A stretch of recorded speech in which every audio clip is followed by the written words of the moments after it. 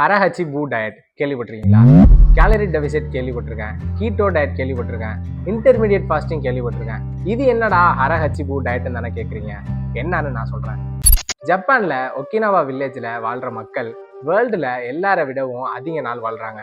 அதுக்கு அவங்க ஃபாலோ பண்ணுற ஹெல்தியான ஃபுட் ஹேபிட்ஸும் அண்டு அவங்களோட ஹெல்தியான டயட்ஸும் தான் காரணம்.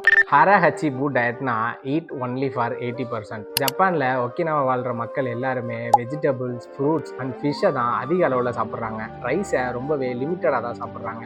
டின்னர்லாம் அவங்க லிஸ்ட்லேயே கிடையாது. அவங்களோட லாஸ்ட் மீலை 5 PM to 6 PMலேயே முடிச்சிடுறாங்க. எப்படி நம்மளோட பிரெயினுக்கு நம்ம ரெஸ்ட்டு கொடுக்குறோமோ அதே மாதிரி ஸ்டொமக்குக்கும் கொஞ்சம் ரெஸ்ட்டு கொடுக்கணும். நைட்டில் ஹெவியாக சாப்பிட்டுட்டு ஸ்டொமக்குக்கு ரொம்ப ஒர்க் கொடுக்காம நைட்டில் லைட்டாக சாப்பிட்டுட்டு ஸ்டொமக்குக்கு கொஞ்சமாக ஒர்க் கொடுங்க.